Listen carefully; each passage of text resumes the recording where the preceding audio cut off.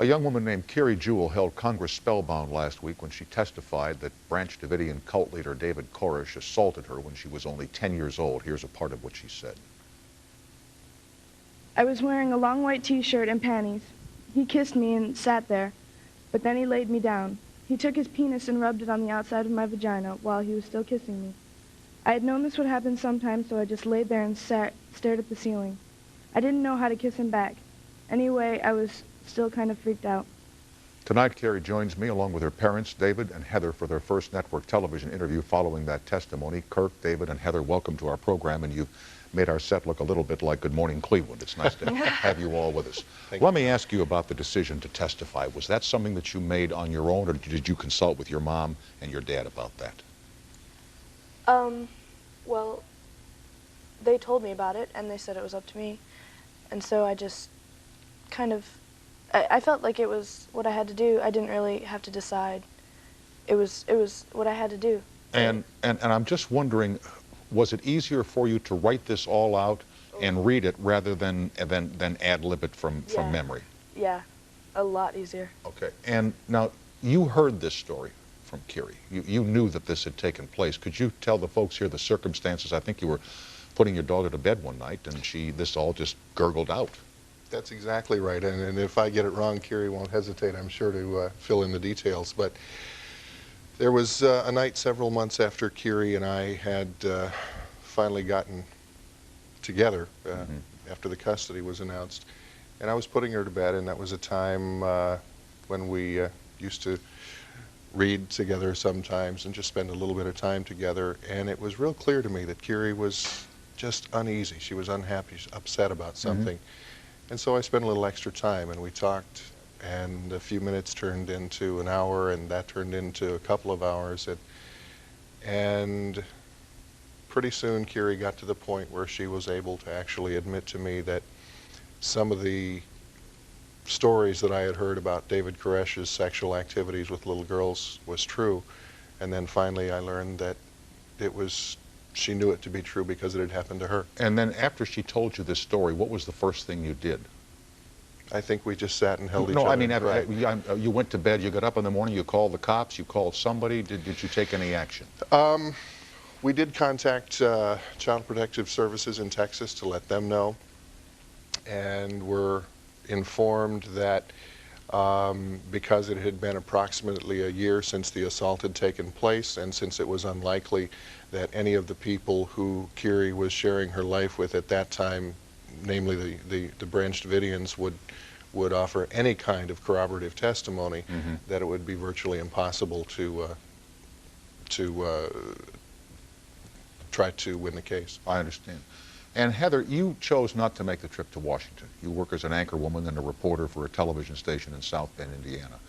And I'm told that you were watching your daughter as she was before the Congress and this story began unfolding. As you watched this, your thoughts and your reaction to it. I mean, here's a 14-year-old kid, for heaven's sake, telling a horror story. Right, and I didn't know exactly what she was going to be saying because I had not had a chance to talk with her before she left. Everything happened so quickly. And I was out on a story that day, and I came back, and she was in the middle of reading, and everybody in the newsroom was glued to whatever set they were closest to. And I couldn't believe how quiet not only the newsroom was, but how quiet the whole congressional caucus was, if you will. Everybody there was just riveted to what she was saying, as I was, and I couldn't even stand. I had to sit down, and I couldn't move my hands from in front of my face. I was just, I was horrified because I had not heard the detail. I knew what had happened, but I didn't know not heard exactly what happened. Exactly. Let me ask you, Kiri, about life in the compound with your mom before you left. What was it like living there? And the story that you told about your encounter with David Koresh, were there other young women, young girls that he took advantage of? And did your mom know what was going on there? Yeah, there were other young girls, and my mom didn't know at first, but then I told her later on, and she wasn't upset. She wasn't upset? No. And how odd did that strike you, that she was not upset? Not very odd. I had expected her to be okay with it. I had been taught since I was little that it was going to happen. And so when it came, it was pretty, I mean, I knew. Among the Branch Davidians, of course, it was considered an honor to become the wife of who they believed to be Jesus Christ. Mm-hmm. And now that you've left the compound and you've had a chance to live with your mom and your stepmom and be with other people, I would assume you have a different opinion of the kind of the behavior that went on in the compound when you were there, that this kind of behavior is not acceptable. Yeah. When I was there, I knew the behavior was wrong, but I wasn't going to leave. I mean, my mom was there. I wasn't going to leave her. And did you ever ask your mom, or did you have conversations with your mom before she died, why she chose to live in the compound? No.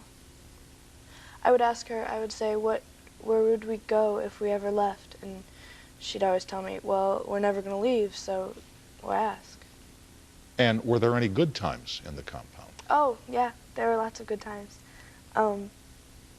Mostly just sitting around with friends. Everybody was family, everybody. So they were all like loved, and you had good times because you loved everyone, and you could pretty much tell them everything and just be yourself. When did you know, or when did you have a sense, David, that things, and Heather too, if you knew David at this time, when did you meet David? I met David in 1990. Oh, so then you were aware he had a daughter. Yes. Who lived in the Branch Davidian compound. And back and forth to California. And back and right, forth. right. When did you two know that something wasn't right about this? Because you eventually, both of you, or you, David, made the decision to seek custody of Kiri.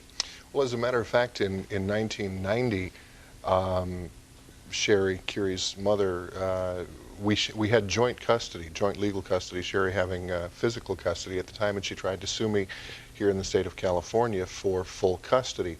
And I registered my concerns with the courts then about the living conditions and about the circumstances of their lifestyle. This was after David Koresh and some of his followers had been charged with attempted murder on another person in Waco. Unsuccessfully charged, I should add.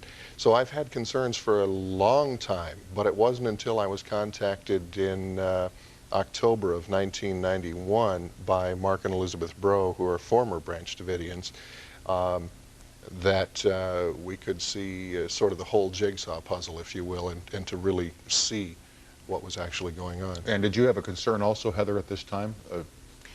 As a matter of fact, David and I were both working nights at that point, so to get a call at 7 in the morning was a little early for us because we didn't go to bed till 2 or 3. So what amounted to us, the middle of the night, we get a phone call, and it was Mark Bro, and he said...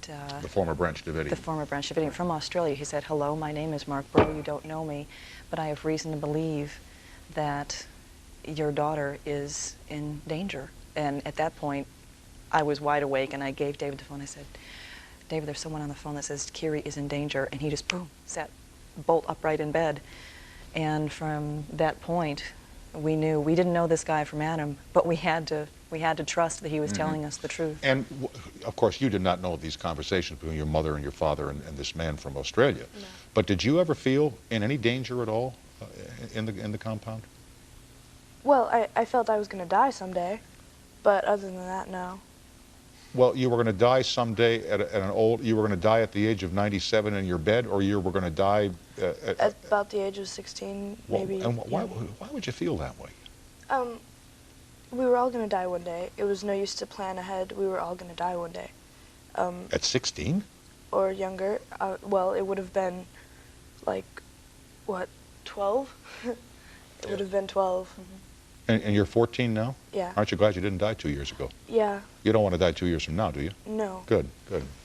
Let me pause here for commercials, and we'll get the story of how you got Kiri back and your conversations with David Koresh, and of course you all can join on the toll-free line.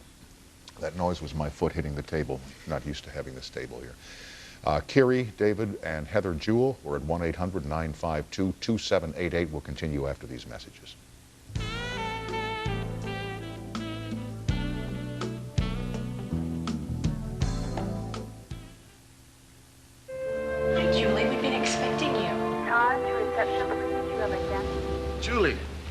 time? Are you excited?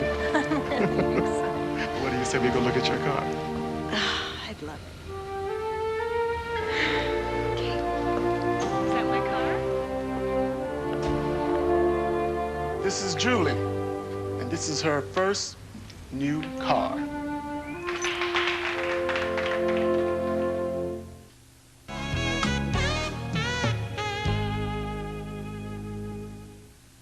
Michelle Marsh, John Johnson, weeknights at 5 and 11.